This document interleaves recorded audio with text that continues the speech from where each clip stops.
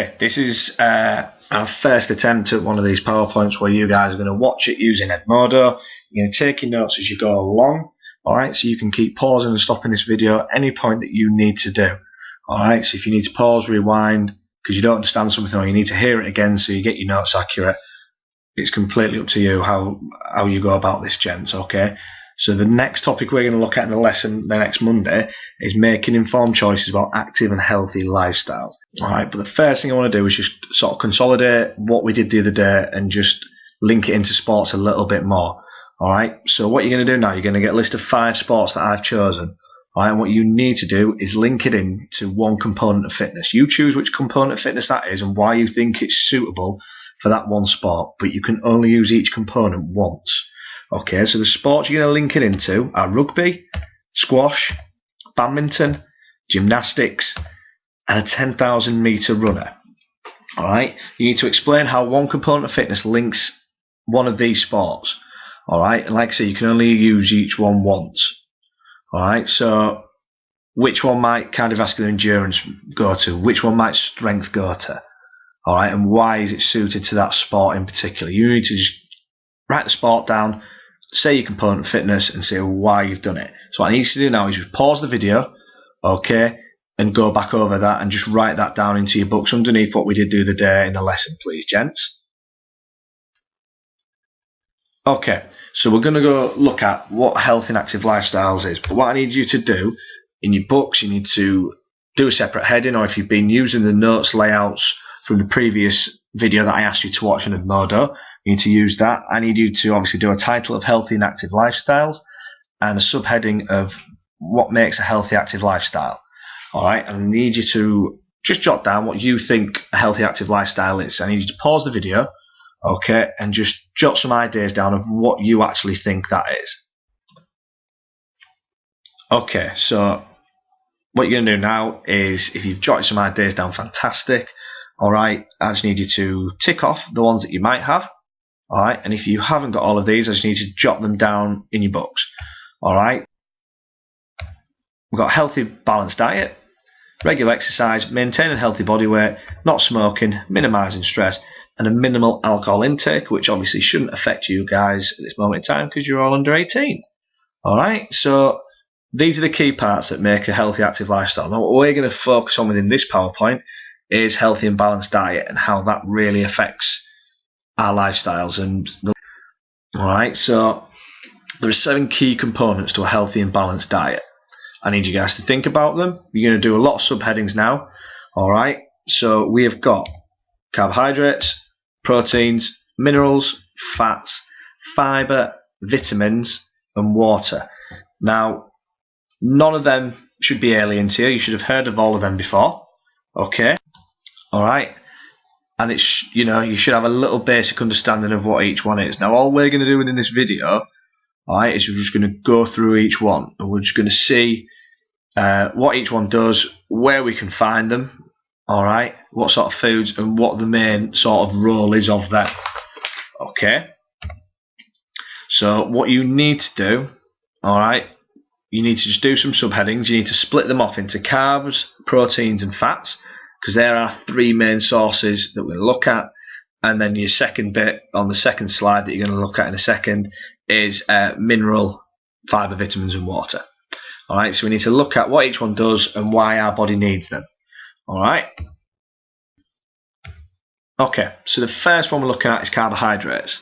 Alright, and the main aim of carbs is they're involved in energy production. They give us a lot of the energy that we need. Alright, they're massively important to athletes. You might have heard of things like carbo loading, where athletes, before for a marathon, for example, might eat a lot of pasta that they can store away, and then when they start exercising, it releases it nice and quickly. Okay, so there's 2 types of carbs, the simple and complex. So the simple ones are dead easy to break down, alright, because they're made up of simple sugars. Alright, so the body can break them down and release the energy really quickly. Alright, so things like bread, pastas, and they're things like they might find in pastries. Alright, the harder ones to break down, so they're slower because they're very starchy, so the body finds it a lot harder to break them down, are things like potatoes, rice, and lentils. Alright, and these are your complex carbs. Alright, carbs are stored in the muscles. Alright, and the liver as glycogen. Now, what glycogen is, it's the basic form of glucose. So you might have heard of your energy drinks, or your Lucozade, where you have glucose in them. But what the body needs to do is break glycogen down, creates glucose, and that gives us energy. Right, that's maybe a little bit more than what you need to know. You don't really need that for your GCC, but it just gives you an idea of how the body works. All right, and when the glycogen stores are depleted, there's less energy, which means the body becomes fatigued, and we find it harder to run, which links in again to like the muscular endurance that we looked at the other day. Okay. All right, the next one we look at is fats. So it's a major source of energy for athletes in low intensity endurance exercises. So low intensity means it's not like a 100-meter sprint. A sprinter doesn't need a lot of fats, all right, because they're a major source of energy, but they're quite slow releasing. All right, so it's low intensity. It's things like long distance running, long distance cycling. All right, and there's two major types. There's saturated, all right, and there's unsaturated. Now, obviously, saturated, just the word means there's a lot of fat in it. So things like meats, dairies, and cakes. So your dairies are things like your milk and your cheeses. And your unsaturated are things like your oily fishes, your nuts, and your olive oil. All right, which are not as heavy on the fats and they're easier to break down. Okay. Obviously, the thing that you've got to be really careful when you're seeing fat as an energy store is that you don't take too much on. All right, because the body can only use so much fat and it can't rely on it as just a one energy source. So it needs to be used with things like glycogen and carbs. All right, but it needs to be monitored because obviously fat, if you get too much fat on it, leads to obesity.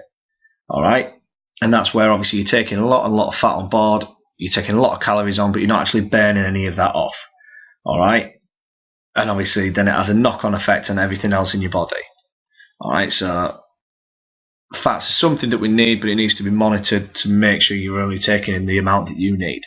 All right. And the final essential component is protein. So the main aim of protein is it helps repair muscles.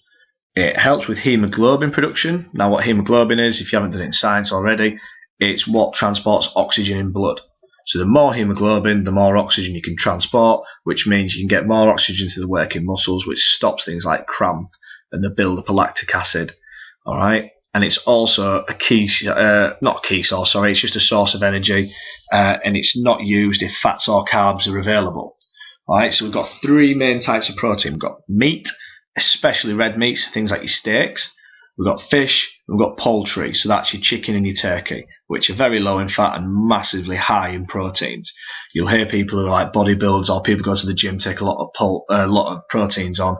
A lot of time they'll eat a lot of chicken and red meat. Okay. Again, health risks are involved in this. So if you have too much protein, it can gives you kidney damage, all right, due to the amino acids that are in the protein, which help repair the muscles. Okay. If you need to pause this and rewind it just to watch this section, do that because we're going to move on to the key elements. What I need us to do now, oops, I don't know why I've done that.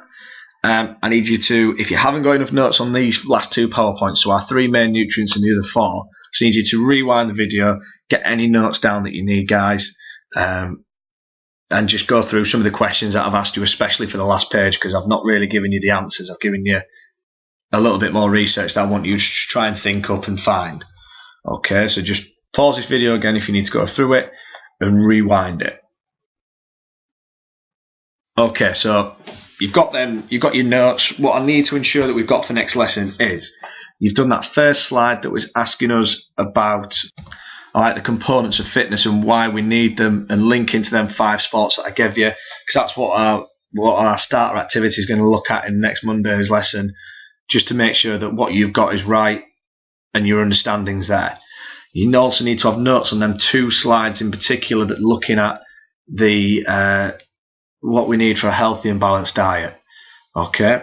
Once you've done them, what I want you to consider, I want you to think about, it doesn't mean you've got to go and research for another hour.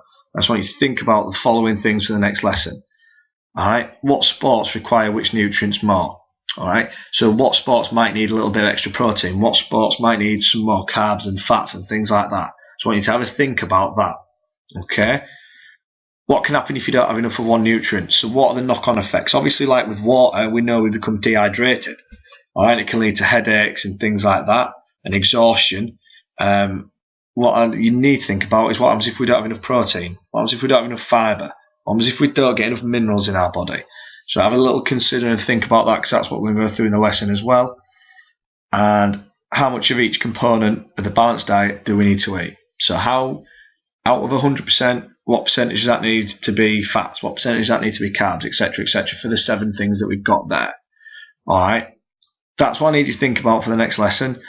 Like I said, you can stop this, pause it, and rewind it any time. Go back. Okay. And good luck, guys. Get this copied up, and I will see you on Monday to go through this in the lesson.